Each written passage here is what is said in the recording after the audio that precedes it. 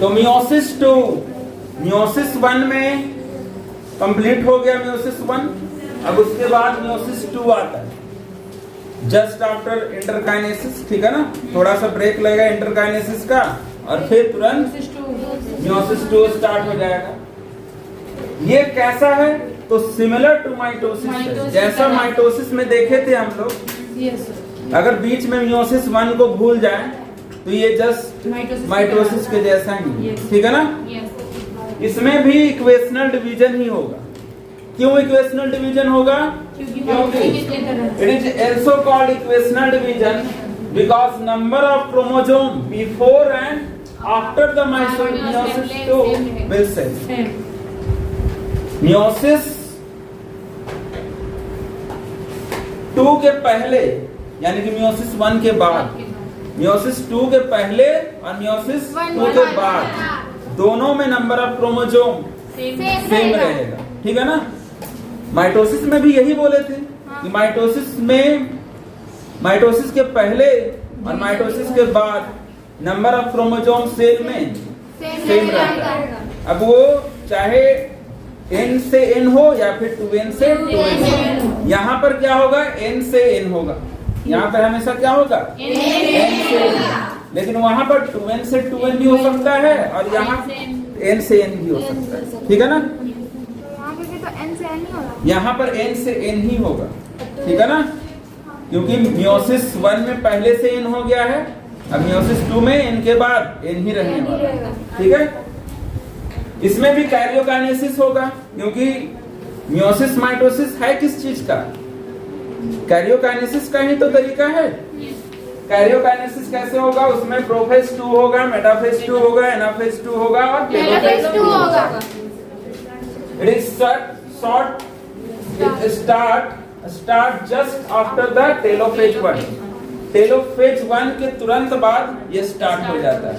ऐसा नहीं कि बीच में इंटरफेज आएगा लंबा सा, बस क्या आता है? इंटरकाइनेसिस, ठीक है ना। Meiosis 2 occurs in both of the cell made after the meiosis 1.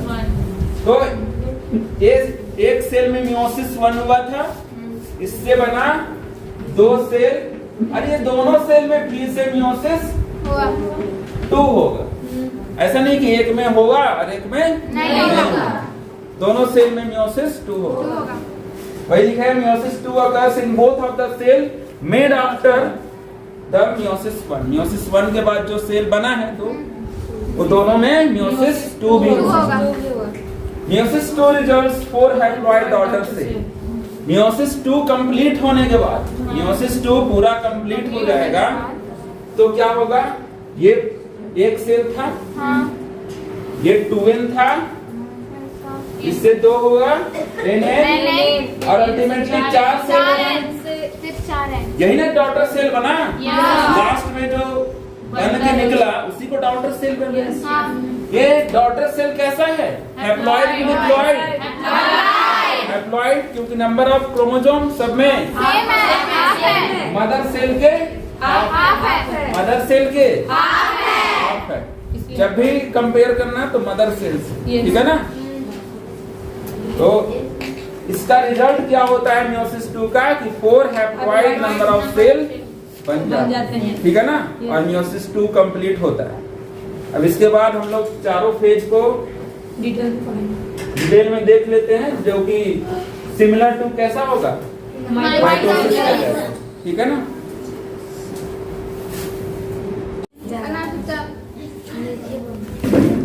तो अब आए प्रोफेज 2। प्रोफेज 2 माइटोसिस के प्रोफेज जैसा ही है, ठीक है ना।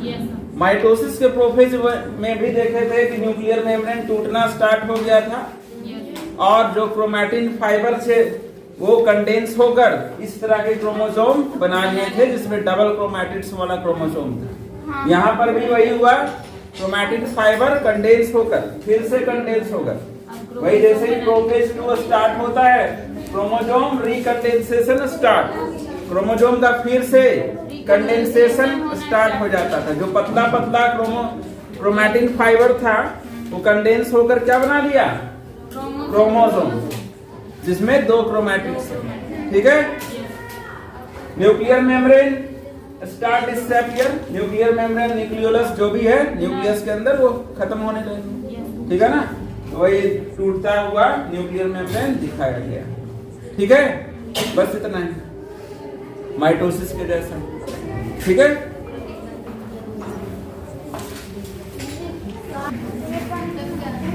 तो प्रोफेज 2 के बाद मेटाफेज 2, इसमें वही होगा, all chromosome arrange at equator. Metaphase में क्या होता है, सारे क्रोमोसोम इक्वेटर पे आ जाते हैं, अरेंज हो जाते हैं और बनाते हैं क्या है, मेटाफेजिक प्लेट। ये क्या है, मेटाफेजिक प्लेट। इसमें नंबर ऑफ क्रोमोसोम कितने होंगे,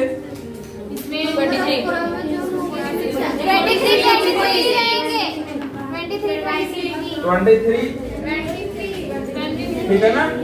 number of chromosome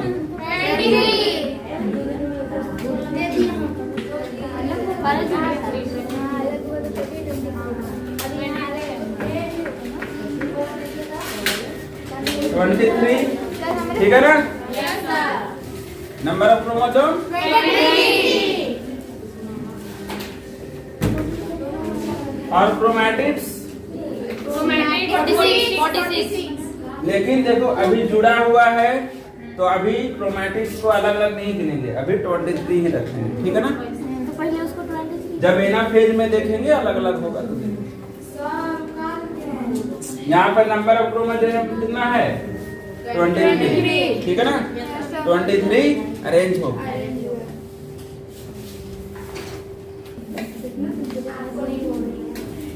anaphase 2, metaphase के बाद एनाफेज 2 आएगा और इसमें क्या होगा, स्पिंडल फाइबर शॉर्टनिंग होने लगेगा, मतलब छोटा होने लगेगा। स्पिंडल फाइबर कैसा हो जाएगा, छोटा होने लगेगा। तो छोटा होने लगेगा तो इस तरह से क्रोमोसोम है सेंट्रोमियर से चिपका हुआ, तो इधर से भी काइनेटोकोर से खींचेगा और इधर से भी खींचेगा, ठीक है। तो ये दोनों क्रोमोसोम कैसा हो जाएगा, इस तरह से और इस तरह से, मतलब वो डिपेंड करेगा क्रोमोसोम कैसा है, क्रोमोसोम किस शेप का था, उसी के हिसाब से ये या तो एल शेप बनेगा, जैसे ये बन गया, या फिर वी शेप या ए शेप या कभी कभी आई शेप भी बन सकता है, ठीक है ना। वही टेलोसेंट्रिक होगा तो ये क्रोमोसोम एक तो था ना टेलोसेंट्रिक, तो एल भी जे आई बन सकता है, ठीक है ना। और ये मेटाफेजिक प्लेट से पोल्स की ओर मूव करेगा। मूव करता है। वो सेम बताया तुमने, सेम तो क्या, तो ये पोल्स की ओर मूव करना स्टार्ट हो गया है। और इसमें नंबर ऑफ क्रोमोसोम कितने हैं, 23। Number of total 46। Chromosome total 46। Total number of chromosome 46 हो जाए। और क्रोमैटिड्स भी कितने हैं, क्रोमैटिड्स भी 46, क्रोमैटिड्स भी 46। तो यहाँ क्रोमोसोम भी 46 है और यहाँ पर क्रोमोसोम कैसा है, सिंगल क्रोमैटिड्स, ठीक है ना। तो उसको क्रोमैटिड्स भी बोलेंगे और क्रोमोसोम भी, ठीक है। तो क्रोमैटिड्स और क्रोमोसोम दोनों सेम होंगे और वही आगे चल के टेलोफेज में 23 डिवाइड हो जाएगा।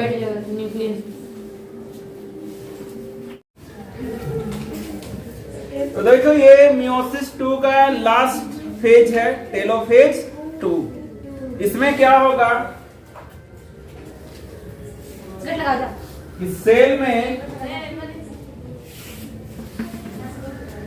फिर से ये न्यूक्लियर मेम्ब्रेन दिखना स्टार्ट हो जाएगा, ठीक है ना।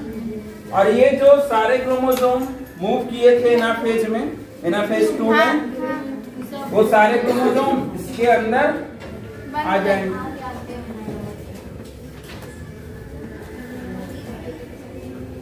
दो न्यूक्लियस बन जाएगा अल्टीमेटली।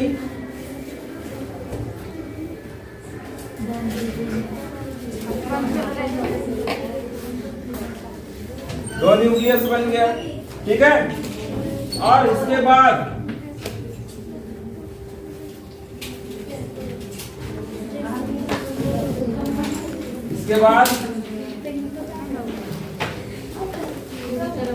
दो न्यूक्लियस अल्टीमेटली बन जाएगा और क्रोमोसोम इस तरह से डीकंडेंस हो जाएगा, ठीक है ना। इस तरह से हो जाएगा। अच्छा, तो इसमें नंबर ऑफ क्रोमोसोम कितना बना? इसमें कितना था क्रोमोसोम? इसमें 23 था। नंबर ऑफ क्रोमोसोम की बात करें, नंबर ऑफ क्रोमोसोम की बात करें तो ये क्या होगा?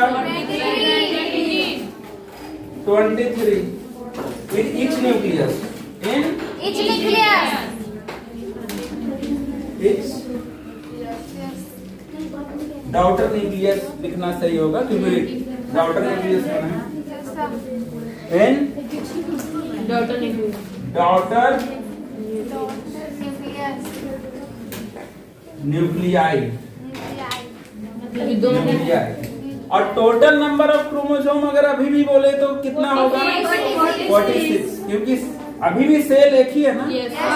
अभी भी सेल एक ही है, तो 23 46 हो जाएगा, ठीक है। और अल्टीमेटली डीकंडेंस होकर क्रोमैटिन फाइबर बनाएगा। और अब इसके बाद क्या होगा? साइटोकाइनेसिस 2। साइटोकाइनेसिस 2। ये जो लाइन है, it is the reverse phase of prophase 2 as like in mitosis. Mitosis में भी समझाए थे कि उसका एनाफेज टेलोफेज जो है वो रिवर्स होता है किसका? प्रोफेज का। यानी कि जो टेलोफेज में हो रहा है वो प्रोफेज का उल्टा हो रहा है, ठीक है ना। रिवर्स मतलब उल्टा। क्या होता है कि प्रोफेज में पतले क्रोमोसोम जो thin thread like chromatin fibres थे वो कंडेंस होकर क्रोमोसोम बना लिए थे। और यहाँ पर क्या होता है कि जो क्रोमोसोम्स होते हैं कंडेंस वो डीकंडेंस हो जाते हैं और thin thread like chromatin fibres के रूप में बन जाते हैं, ठीक है ना। वहां पर न्यूक्लियर मेम्ब्रेन, न्यूक्लियोलस ये सब ब्रेक होना स्टार्ट हो गया था। और यहाँ पे तो कैरियोकाइनेसिस 2 कंप्लीट। अब साइटोकाइनेसिस 2 होगा अल्टीमेटली और सेल फिर से 2 सेल में डिवाइड हो जाएगा। तो साइटोकाइनेसिस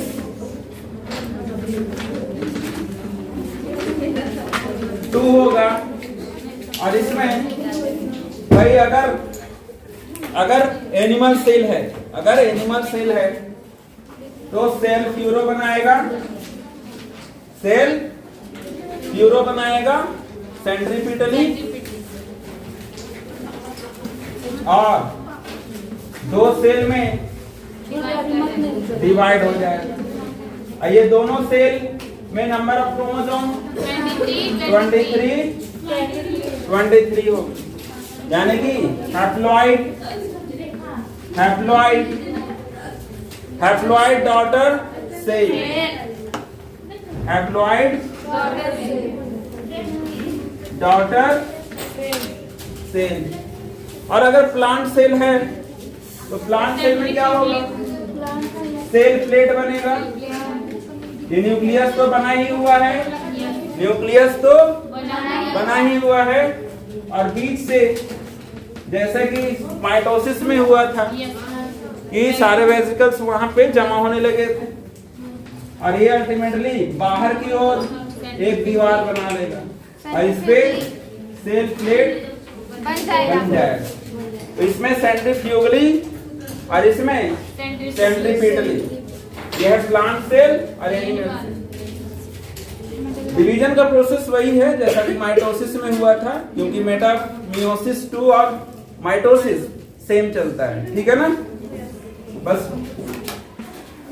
ये चीज याद रखना है कि 23 क्रोमोसोम वाला सेल बनेगा, यानी कि हैप्लॉइड सेल बनेगा, हैप्लॉइड सेल बनेगा। ठीक है। तो इसी के साथ मियोसिस 2 भी कंप्लीट होता है। ठीक है।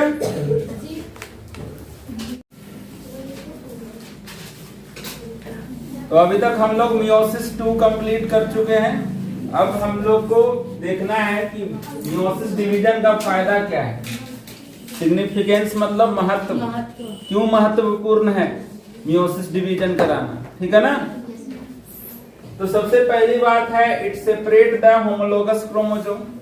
तो जो होमोलोगस क्रोमोसोम बना था उसको अलग कर देगा, सेपरेट करेगा। To reduce the number of chromosome, number of, ये जो बना था होमोलोगस क्रोमोसोम कब बना था,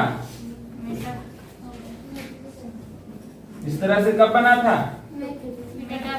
मेटाफेज 1 में। ठीक है ना। मेटाफेज 1 में और एनाफेज 1 में ये दोनों अलग हो गया था, हो गया था ना। तो ये अलग अलग होकर दूसरे सेल में चला गया था। ठीक है ना। दूसरे सेल में जाने के कारण नंबर ऑफ क्रोमोसोम क्या होगा, हाफ हो जाएगा। वही लिखा है, डॉटर सेल में नंबर ऑफ क्रोमोसोम हाफ हो जाएगा, रिड्यूस हो जाएगा। ठीक है ना। और ये किस चीज के लिए फायदेमंद है, सेक्सुअल रिप्रोडक्शन, क्योंकि सेक्सुअल रिप्रोडक्शन में होता है क्या, फर्टिलाइजेशन।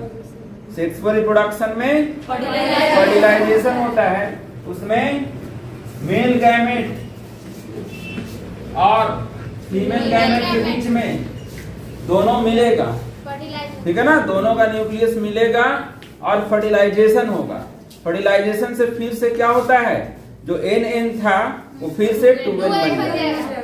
जो NN बना है, मेल में भी गैमेटोजेनेसिस होगा मियोसिस डिवीजन से, और फीमेल में भी, और दोनों का सेल हैप्लॉइड बनेगा। और दोनों मेटिंग के बाद जब फर्टिलाइजेशन होगा तो दोनों सेल मिल जाएंगे। ठीक है ना। दोनों सेल का न्यूक्लियस मिलेगा और नंबर ऑफ क्रोमोसोम फिर से N से 2N हो जाएगा, क्योंकि N मिलेगा तो 2N हो जाएगा। ठीक है। और दूसरा फायदा यह है कि इंट्रोड्यूस वेरिएशन। इसमें क्या होता है, चेंज भी होता है। क्यों चेंज आता है, फॉर्मिंग न्यू जीन कॉम्बिनेशन, मतलब जो पहले से जीन का कॉम्बिनेशन था। जीन का कॉम्बिनेशन मतलब मान लो कि कोई जीन है जो टॉल के लिए रिस्पॉन्सिबल है, किसी को टॉल बनाने के लिए रिस्पॉन्सिबल है। ठीक है ना।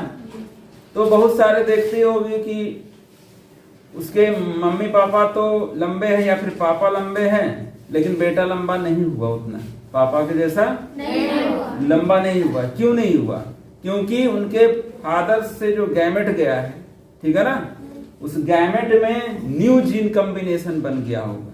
ये क्रॉसिंग ओवर के कारण, क्रॉसिंग ओवर में चेंज हुआ था ना। तो उस क्रॉसिंग ओवर के कारण ये जीन का कॉम्बिनेशन हो सकता है टी से इस तरह का, कैपिटल टी स्मॉल टी का कॉम्बिनेशन हो जाए। मतलब एक जीन तो होगा उसके पास लंबा वाला और एक होगा नाटा वाला। ठीक है ना। ये दोनों मिलकर हो सकता है कि इस तरह से, या फिर ये बदलकर माता से भी आएगा, मदर से भी आएगा। ठीक है ना। मदर से आएगा, हो सकता है कि उनकी माँ में क्या होगा, स्मॉल शॉर्ट लंबाई वाला जीन होगा। ठीक है ना। शॉर्ट लंबाई वाला जीन होगा तो ये टी वाला आ जाएगा। हालांकि आगे हम लोग पढ़ेंगे कि इसमें भी लंबा ही होगा इंसान। ठीक है ना। लेकिन अगर गलती से दोनों टी हो जाए, नया जीन कॉम्बिनेशन हो जाए, तो बच्चा कैसा हो जाएगा, छोटा हो जाएगा। ठीक है ना। अगर बड़ा बड़ा टी है तो लंबा हो जाएगा। ठीक है ना। एक बड़ा टी है तो भी लंबा हो जाएगा, लेकिन दोनों छोटा वाला है तो छोटा हो जाएगा, शॉर्ट हो जाएगा। ठीक है ना। ये सब हम लोग 12th में डिटेल में पढ़ेंगे कि क्या है टी। ये सब मतलब जीन को नाम दिया गया है कि लंबाई के लिए जो ज्यादा लंबाई के लिए रिस्पॉन्सिबल होता है जीन, उसको टी से डिनोट करते हैं, कैपिटल टी से। जो शॉर्ट के लिए रिस्पॉन्सिबल होता है उसको स्मॉल टी से, ठीक है। तो इसी तरह का नया नया जीन कॉम्बिनेशन बन जाए, जिसके कारण हो सकता था कि जो गोरा था उसका बच्चा काला भी हो जाए, या फिर सांवला हो जाए, ठीक है ना, या फिर मीडियम कलर का हो जाए, ठीक है ना। तो कुछ भी हो सकता है, वो डिपेंड करेगा कि जीन कॉम्बिनेशन कैसा बना, जीन कॉम्बिनेशन कैसा बना। और ये होता कब है? क्रॉसिंग ओवर में। और क्रॉसिंग ओवर कब होता है? मियोसिस में। और मियोसिस में क्रॉसिंग ओवर हुआ तो मियोसिस रिस्पॉन्सिबल हुआ ना वेरिएशन के लिए। तो ये जो बेनिफिट हुआ वेरिएशन का, नए कैरेक्टर बनाने का, हो सकता है कि किसी कोई माँ बाप ज्यादा लंबा नहीं है लेकिन उसका बेटा बहुत लंबा निकल गया, ठीक है ना। तो लंबा होना एक तरह से अच्छा बात है, ठीक है ना, बहुत ज्यादा लंबा नहीं, एक एवरेज में लंबा होना चाहिए, ठीक है। तो लंबा होना एक तरह से फायदेमंद हो गया। तो वो फायदा क्यों हुआ? क्योंकि मियोसिस हुआ, क्योंकि मियोसिस हुआ, ठीक है। तो इस तरह का चेंजेस देखने को मिलता है, ठीक है ना। अगर ये मियोसिस नहीं होता तो ये सब चेंज नहीं हो पाता, ठीक है ना। कोई अगर लंबा है तो उसका पूरा जनरेशन टू जनरेशन जितना भी प्रोजेनी संतान प्रोड्यूस होता है वो सब लंबे होते, ठीक है ना। कोई नाटा होता तो सब के सब उसमें नाटा ही होता है, ठीक है ना। कोई गोरा होता तो सब के सब उसके यहाँ गोरा ही होता है, कोई काला होता तो सब के सब काला ही होता है। लेकिन ऐसा होता नहीं है, बीच बीच में काला से गोरा भी पैदा होता है, लंबा से नाटा भी और नाटा से लंबा भी, ठीक है। तो ये सब चेंजेस क्यों होते हैं? मियोसिस के कारण, ठीक है ना। और मियोसिस में ऐसा क्या होता है? Crossing over. और क्रॉसिंग ओवर कब होता है? प्रोफेज 1 में पैकेटिन स्टेज में, प्रोफेज 1 के पैकेटिन स्टेज में। तो ये सब याद रखना। लास्ट में वही लिखा है, गैमेटोजेनेसिस में भी हेल्प करेगा। जितना भी गैमेट बनता है, जितना भी गैमेट बनता है, खासकर इसमें जो डिप्लॉयड ऑर्गेनिज्म है उसमें गैमेटोजेनेसिस कौन कराता है? कौन सा डिवीजन? मियोसिस डिवीजन के थ्रू गैमेटोजेनेसिस होगा। लेकिन जो हैप्लॉइंटिक लाइफ साइकिल वाले हैं, जैसे एल्गी वगैरह था, उसका बॉडी ही हैप्लॉइड था, तो उसमें मियोसिस का जरूरत नहीं पड़ेगा। लेकिन हम लोग जो भी हायर प्लांट्स और एनिमल्स हैं वो सब डिप्लॉयड कंडीशन का, उसका बॉडी का सेल 2n है।